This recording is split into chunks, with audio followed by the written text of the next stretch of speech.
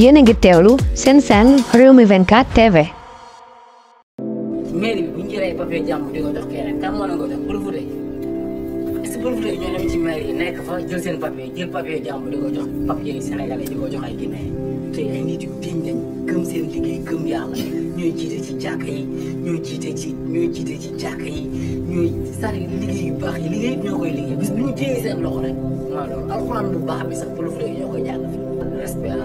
au Guinée da ngeen góorgóorlu gën a liggéey bu leen faale kenn et on va combattre Sénégal dañu leen may jàmm Sénégal ngeen am jàmm ngeen liggéey bu leen téye seen loxo Sénégal day torox ndax duñu liggéey duñu ay liggéey kan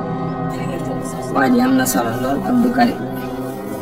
wax ji yëpp li nga fi mujjee wax nag moo ma si gën a neex Sénégalais nanguwul liggéey effectivement am na Sénégalais yu mel ni yow ñu nanguwul liggéey parce que mi ngi bëgg a yàgg bi ñu la xamee ba léegi xamuñ sa atelier xamuñ sa bureau xamuñ sa qualification barki démb daal la ñu gis ñu ràngala ay soble nga ne da ngay jaay peut-être dem nga ba xam ne ñaax doom fayul mu wax fayul nga ne xaama rangu kii gaay man gis naa seen gaay jaay baax na bonne continuation ñu ñëw nga ne côté alxuraan bu baax bi xam nga yow loolu tuuti nga pour juger ko mënoo ko juger parce que sa papa jàngalu la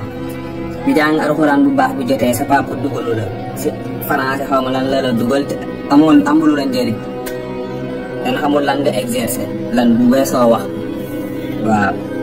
bu dee alxuraan côté alxuraan rek compétition internationale yëpp Sénégal lay jël gi ne jëlul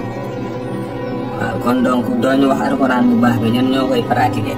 bu ñëwee côté usurpation nag comme yow amoo xam-xam sax ba xam ne corrupteur ak corrompu ñoom ñaar ñëpp ils sont punis par la loi ay fautifs lañ ñoom ñaar ñëpp donc doo am xam-xam yow bu ñuy freiné waaw nee nga da ngay ànd ak ñoom combattre bismillah si di la fàttali ne rek ñun ñoo la gën a nekk boo yi fi fekk nii du paa yi nga doon jaay perek de ñoo la gën a nekk xale fuuf ñoo la gën a dëgër bopp fuuf ñoo la gën a déterminé fuuf ñoo la gën a bëgg Sénégal fuuf ñoo la gën a pare pour combat bi téeméeri junni yoon waaw li ngay xeeñ nag danga koy diwoo comme alxuraan nga ne islam moom ngay xeexal sa doom yi danga leen di génnee si école catholique yi nga doobu leen si école ak coranique yi dégg nga bu dee aussi da ngay xeex pour dëkk bu baax bàyyil di dawal ay moto doo sol casque doo am carte grise doo di yor téléphone di woote di wax si tali bi comme exemple nga bëgg a wane le bon exemple sénégalais yi nga xam te duñ ay liggéeykat nag yaa leen jiite parce que xamuñu sa profession xamuñu si lan nga qualifié gisuñu dara loo fi exercer loo xam te ne bu nit ñu royee si yow Sénégal dem yow bu nit ñu yoree royee si yow Sénégal du dem fenn Sénégal du dem fenn ndax yow da ngay tax jabar sax ndax intérêt loolu gis nañ ko fi yàlla bu sénégalais yi mel ni yow ndax sa lépp si làmmiñ nga ko teg keeloote mi ngi wax mais ku ko laaj métier dina la génneel ay jéemal def loolu moo gën xanaa ay Sénégal ak Guinée d'accord benn la population benn la waa mais ñaari dëkk yëpp nañ ko sécuriser na baax waa Guinée nañ sécuriser waa Sénégal sécuriser ñu ànd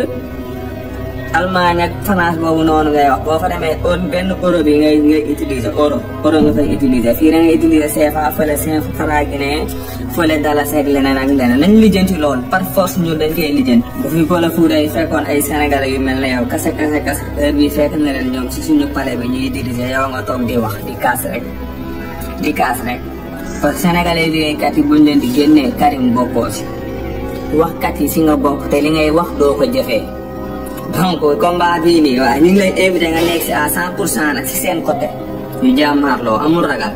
nekkal à 100% si seen côté ñu jaayante ko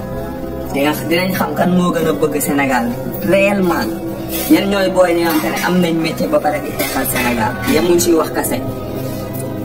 ku ñu seet si ne ñu bàyyi luy sa profession dinañ la yóbbu exercer ñu exercer duñu yow de yemuñ si wax de ñun ñii ñoo taxaw di xeexal dëkk bi war xaar